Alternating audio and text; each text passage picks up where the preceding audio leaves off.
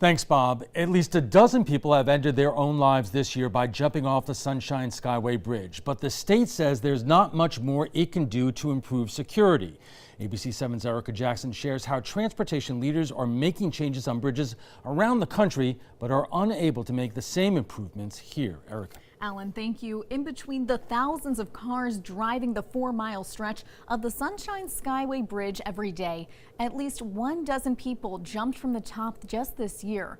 Now the father of one jumper is demanding answers and change after his son took his own life the week of Thanksgiving. A stand-up kid. He was the type of kid that would, give you a shirt off his back. Robert Rivard's family has one less reason to celebrate this Christmas. His son, 20-year-old Chris McChesney, jumped from the top of the Skyway in the early morning hours on November 18th. Now, Rivard is trying to piece together what led up to his son's final moments. You hear about the Skyway Bridge, but until it actually affects you, you don't really start looking into things. The problem started well before November 18th, but McChesney first made his struggles public at 1:34 a.m. when he sent out this tweet reading, "It's for the best." I didn't see it. If I had seen it, I would have been out looking for him. FDOT's records show McChesney's car driving through the toll booth on the north side of the Skyway at 4:59.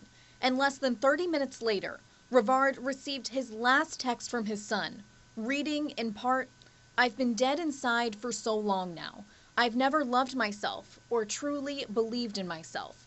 A driver called Florida Highway Patrol about McChesney's parked car on the side of the bridge at 5:25.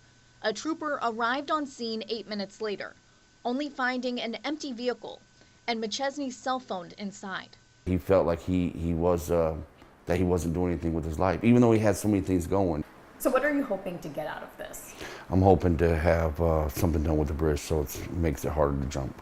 Rivard wants the Florida Department of Transportation, which operates the bridge, to add fencing or netting. The Port Authority Police Department in New York added suicide netting to the George Washington Bridge in 2017, which saved 68 lives that year. The leaders behind the Golden Gate Bridge in San Francisco expect the installation of its netting to be complete by 2021. There's enough professionals in the industry that can get this thing taken care of. So we reached out to the Florida Department of Transportation to find out why it hasn't added netting to the bridge. A spokesperson says engineers considered adding netting or fencing back in the 90s, but said they were left with too many question marks. FDOT says a fence would prevent officials from using the proper equipment to inspect the bridge. There would be issues with the aerodynamics because of the wind and height.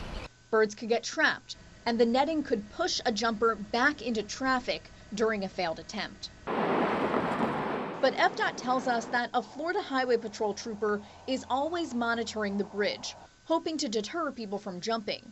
There's cameras on both sides of the bridge and 6 phones, giving possible jumpers one last time to make their voice heard. What makes you feel like you don't care? Those phones lead to the Crisis Center of Tampa Bay.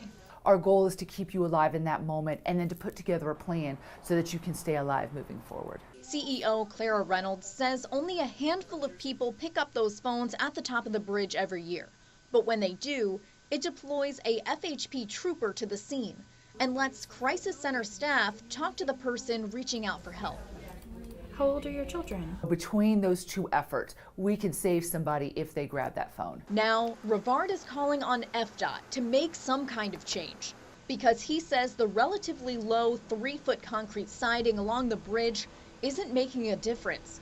He doesn't want another family to wake up without their son on Christmas morning. We need to do something, and I'm not going to stop till we get something done. The Crisis Center of Tampa Bay says most men and women with suicidal thoughts need someone to listen to them.